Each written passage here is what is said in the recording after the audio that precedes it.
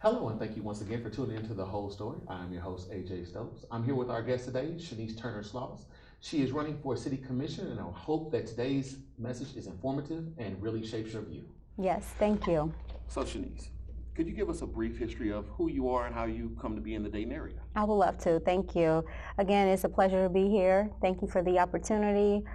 So as stated, my name is Shenise Turner-Sloss. I am a born, raised native of Dayton.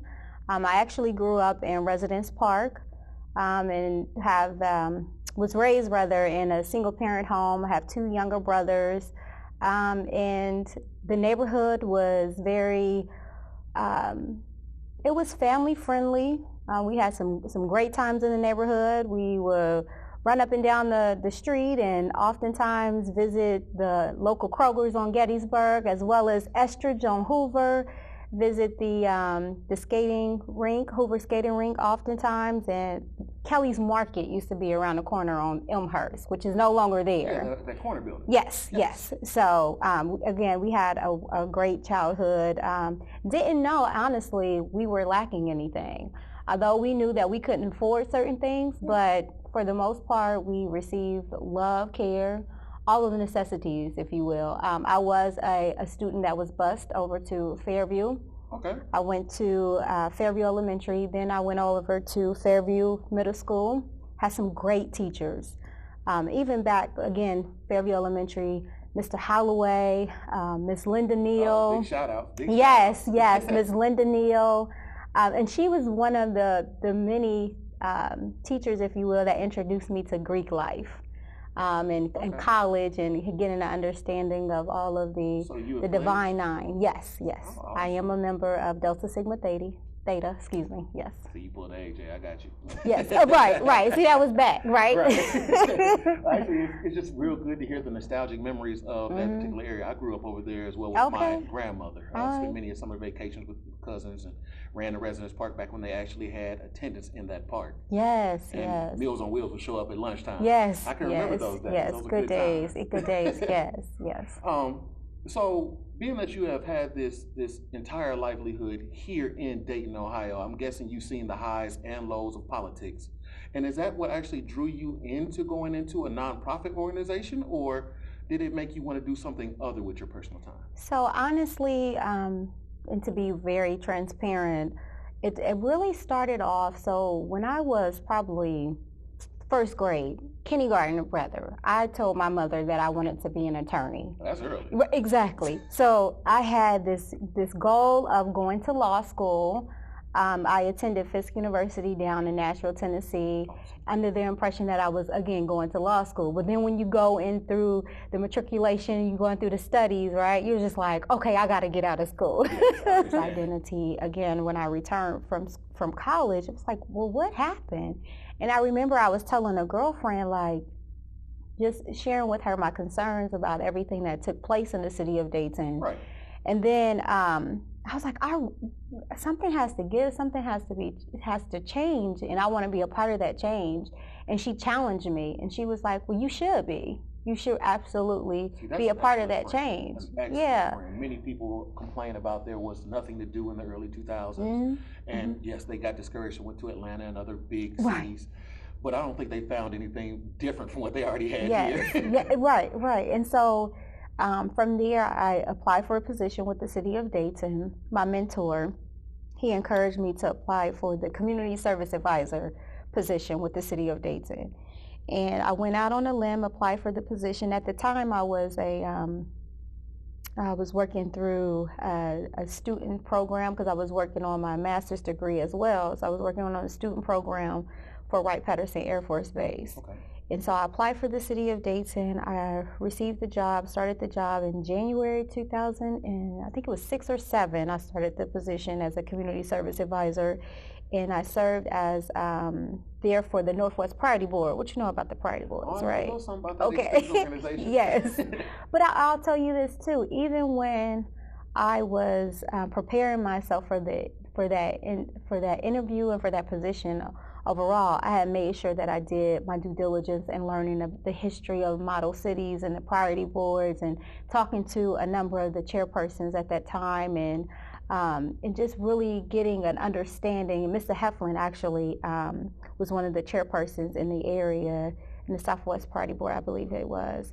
And just having a conversation with him and getting an understanding of the role of a CSA. Now, being that you were able to get a wealth of information from what we had once upon a time in the city, where would young people now go to get that same type of education about how the city works and how they can be a part of that movement? Right. So there are, so we no longer have the priority boards. Right, very sad. But there are neighborhood associations. But again, you run the risk of some neighborhoods being stronger than others. Right.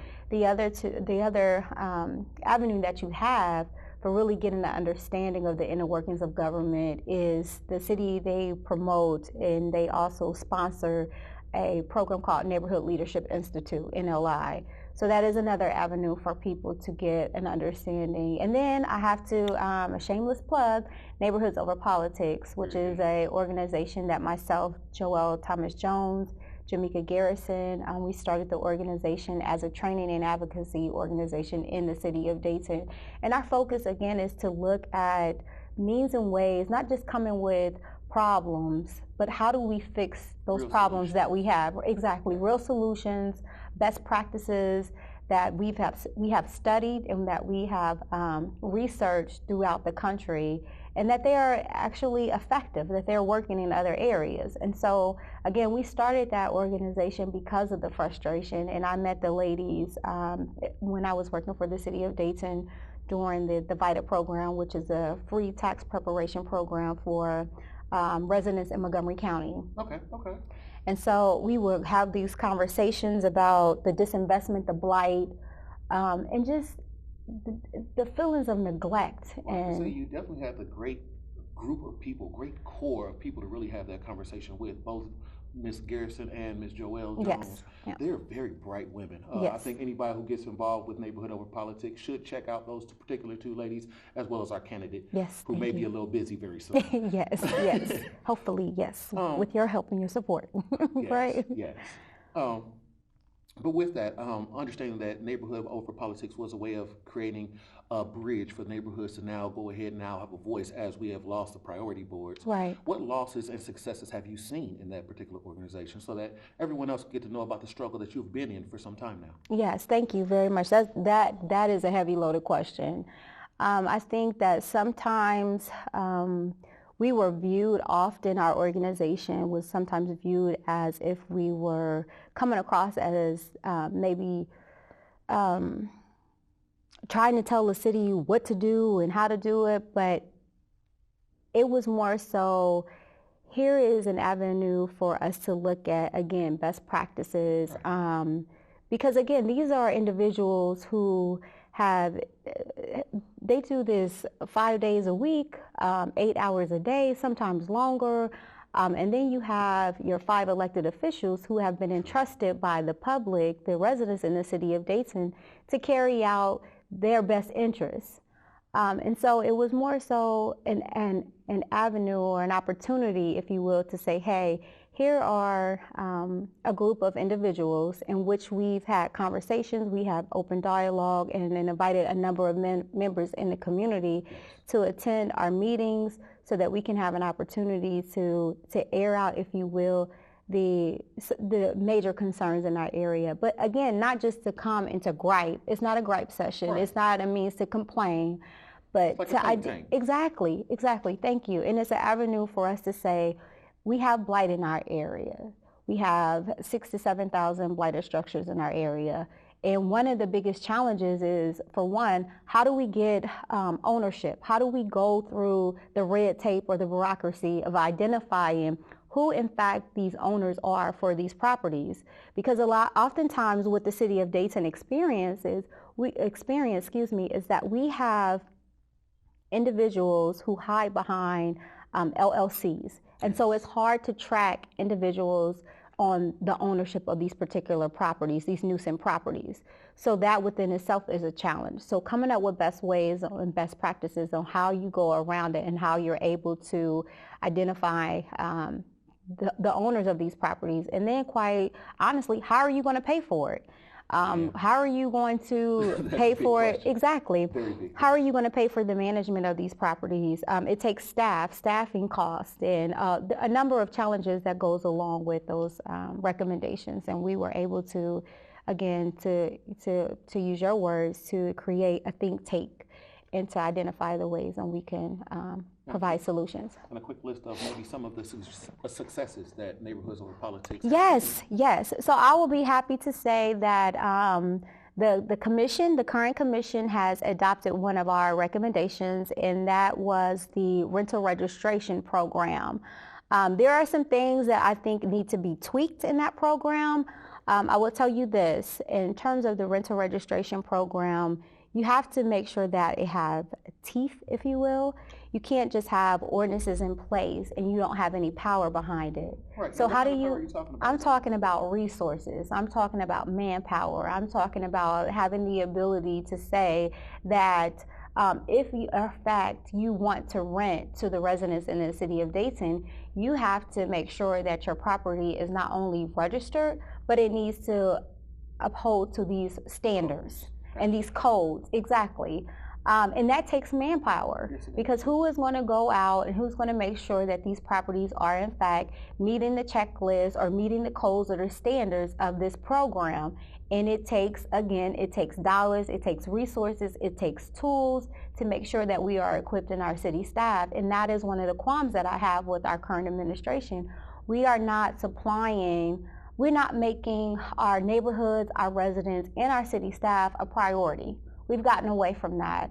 We've been set on this model of asset-based community development, which is fine and which is fair, but there's one piece that we missed, and one of my former coworkers, he would say it all the time, Mr. Ray Alexander, that key piece is people, right? Yes. You cannot get away from that. A lot of our neighborhoods, they don't have the large brick and mortar corporations, organizations. We don't have a children's medical center in every quadrant of the city. True. I understand that. Which actually ties into a lot of the platform that you have well placed for everyone to see on your website, yes, which is SheniseForDayton.com. I encourage everyone to visit. You can also check out our Facebook page as well. And then I will also encourage all of the viewers to review the Voters Guide for Dayton Daily News, as well as the League of Women Voters Guide. Yes, the League of Women Voters Guide, which I actually have some copies of myself. Oh, wonderful. Yes. Now, I've noticed that on your platform, you start off with very specific headings. The very first heading is about health for the neighborhood. Yes. And in that, you were talking about advocating partnerships to bring small clinics back to the area or into smaller neighborhoods to help with the health care of the area. Yes. I was wondering, what would that actually look like? What would advocating for this partnership be like with you at the helm of Commissioner? Yes. Well, I think the other thing is that we need to make sure that we're clear and very transparent and honest about is that a commissioner only has one vote. So whatever ideals or proposed plans that may be initiated, again, essentially it has to be voted and approved by the other two commissioners to really move forward with these resolutions or ordinances or whatever have you. But some of those ideas are to, again, one of the other things that Neighborhoods Over Politics we propose to our current administration is the use of community benefits agreements. And that allows for developer, let's say for instance, if there is major development that's taking place downtown. Right, like the fairground area. Exactly. And to be honest, this was part of the conversation. We were initially a part of that dialogue and having that conversation to make sure that, in fact, community benefits agreements were in place. Now, here's the caveat to that. You can say that a community benefit agreement is in place, but there comes the piece of enforcement. And so as a candidate for Dayton City Commission and as your next commissioner, those are things that I will be pushing forward to make sure that not only do we have the language in those agreements, but that we are in fact enforcing those that type of language in those agreements with clawbacks, and not just saying that we need jobs, which is an essential part of that, but how are we going to best make sure that all of our neighborhoods receive benefits from these type of agreements. Not just certain parts or certain pieces, but that we can honestly say that when we see development in our core, that is also spreading across all sides of the river or all parts of the city of Dayton. And that's not what we've seen thus far. We've seen a lot of the investment strictly downtown. And I understand that our core is important. Yes. And I understand that that is a large percentage of our tax base. Yes. I understand that. But the other piece to that is we have to have a balance, and we haven't been operating in balance. Hence the reason why we're at a 34.5% poverty rate. We have 6,000 to 7,000 blighted structures. I mean, the list goes on. And then we can't really taught the unemployment rate in the city of Dayton because those numbers are in fact skewed by a number of factors. Yes, I actually agree with that. There was the Bush initiative to actually change up how unemployment was paid out over a specific time period, and then also the people who just fell off exactly over a certain time were no longer counted. They're no longer counted, just completely, they're out of the pool. They're no longer looking or in search of employment. Very true, very true. And what you're saying is it's definitely a balanced way of looking at how to deal with that particular advocacy and health in that regard. But also in there, we get to talking about promoting mental health as well as physical health. And being that we're both longtime Daytonians, we do remember that there was once a facility over on 5th Street that took care of our mental anguished. Our mentally ill. Exactly. And since we have lost that, I've noticed that also with that has risen Germantown, the homelessness and exactly. the problem that has really been just downtown. What would be your ideas to actually affect change in that particular area for the city? Yes, that's a great question. I think that we need to depend on a number of our organizations, a number of our community stakeholders in our churches in that area, and to make sure that they too have the resources that they need to be able to fulfill the needs of the community. Sunlight Village is an excellent example of an organization that is doing the work. East End Community Services, they're doing the work, but they need help. They need help with the resources, with the manpower, and whatever capacity or assistance in which our local government is able to provide. We need to make sure that we're strengthening those organizations so they can continue to do the work that is needed. And not only looking at what we have available in terms of resources from the state and the federal level, but we have to be innovative in going after other grants and other opportunities for us, again, to have the funding streams that could potentially help with those issues, such as the food desert or establishing small clinics or health clinics or mental health clinics to address those concerns and those needs in our community. Now, you just brought up food deserts, which is something I also see in the second portion of your platform. Anybody who gets a chance, please go to our website, check it out. It's a lot of information that we're not able to cover currently here, but I think it will really help you in your information on who you choose. One particular thing I saw on there was you're talking about eliminating the food desert while encouraging healthy habits. Yes. Now, how would you propose actually initiating that within the city? Because we do not have anything to help people learn how to cook nowadays. Yes. Well, we're all excited about the development of Gem City Market. Yes, it's a wonderful thing. Where everyone is pouring in from all parts of the city, the county for that matter. People are pouring in from everywhere to really be a part of this movement. But we can't stop there, right? There are immediate needs. And so how do we address those immediate needs to make sure that, in fact, our residents have healthy options, have healthy choices? And we need to, again, we just talked about Estridge Market, right? Yes. Making sure that Estridge Market, our local grocery stores in the area, that they too have the tools and the resources that they need. How do we make sure that they're able to, how do we make sure that they're sustained in our area? What are some things that we can provide to them to keep them, in fact, in our community? Whether it is a new security system or a facade improvement grant, or how can we, again, to keep them here for one, and how do we encourage them to grow their business? Because they are, in fact, supplying a huge need in our community. But then we also have to look at other innovative approaches, creative approaches, food trucks. And it's an opportunity too for entrepreneurship, for individuals to establish a business, a small business, where they're able to go through the neighborhoods, all parts of the city, and they're able to provide fresh produce.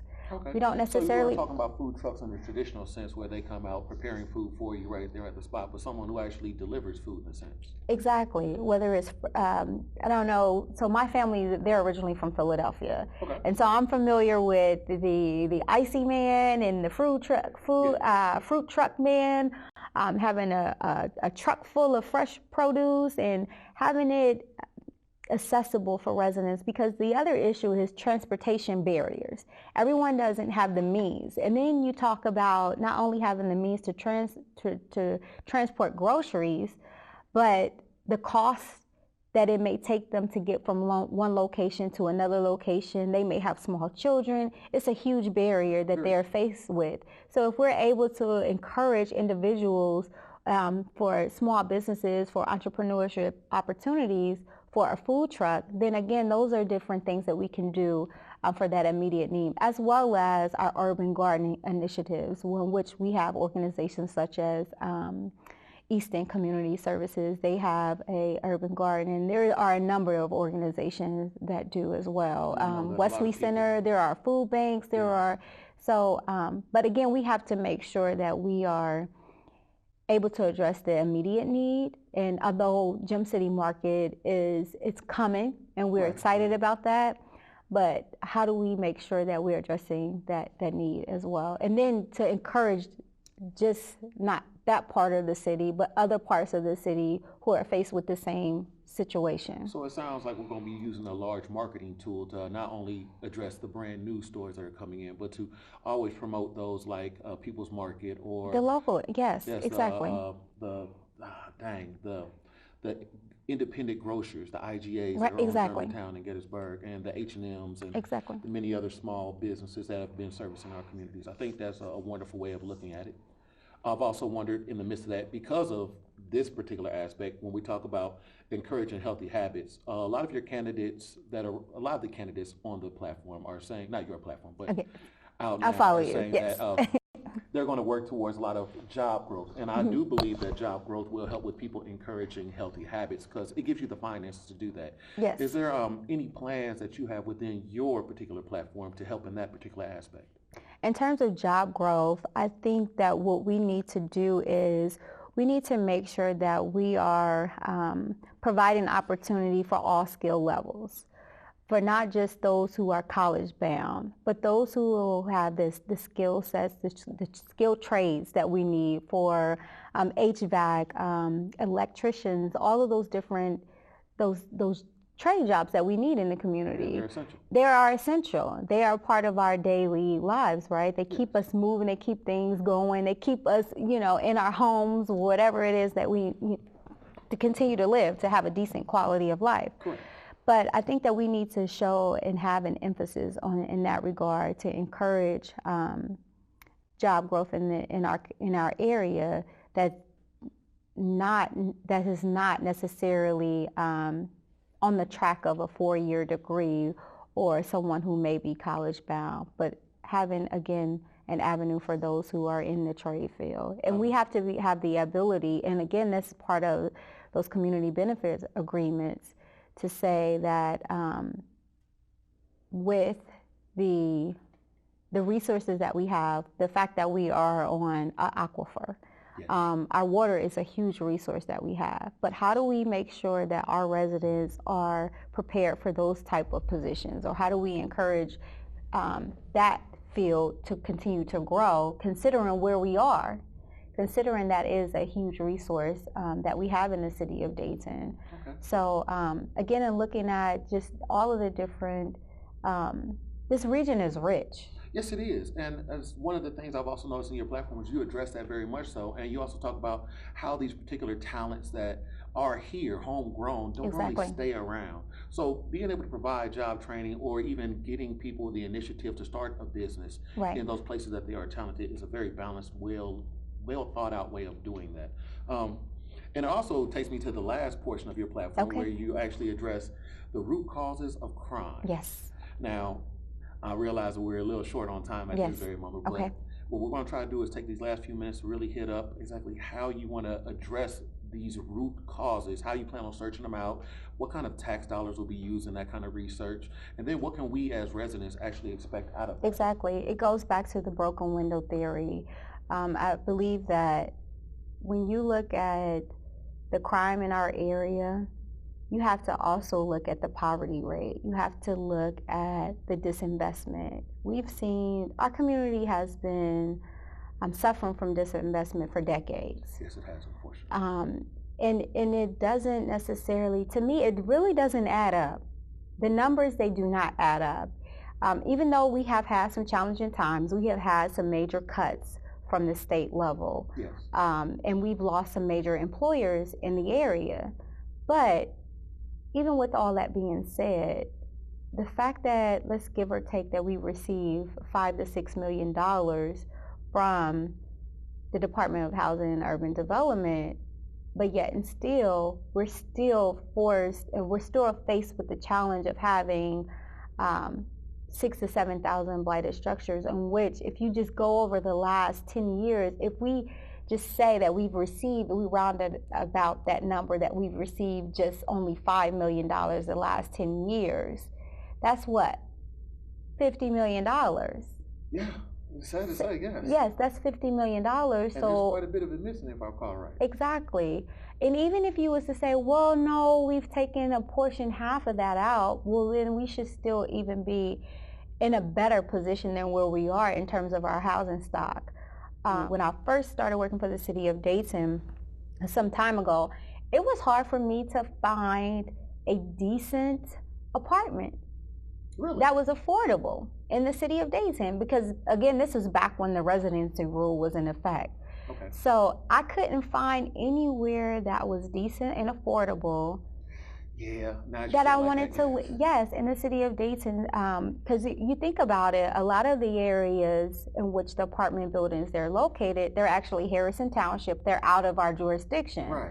So again, we have to look at those root causes. I believe are the issues to where we are in terms of crime and opportunity. People, they will veer that way to crime if they don't see any avenues of anything different, if they don't see any opportunity, if all you see is blight and trash and all you see is prostitution and drugs, and it slowly reflects into your own personal psyche. Very well said.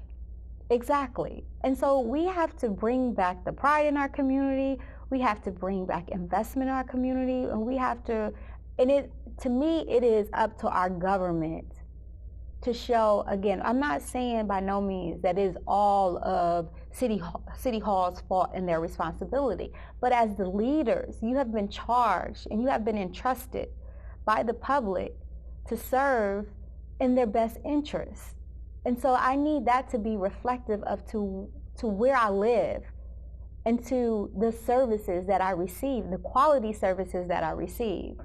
And I really believe that we're not getting that. I have to say that's definitely on point. I cannot disagree on anything that you've said thus far. I think it's very good that we're able to take a balanced look and understand that trust is easily lost, but very hard fought to win. Yes. So yes. I think all of our viewers should also take that in mind as we make our decisions on who we're going to be voting for this November. As you know, we have a very capable candidate in front of us, and I hope that you make the correct choice when you go into your booth. I thank you for tuning into The Whole Story with your host, AJ Stokes, and our guest, Shenise Turner-Sloss. And I hope to see you again next time. Thank you.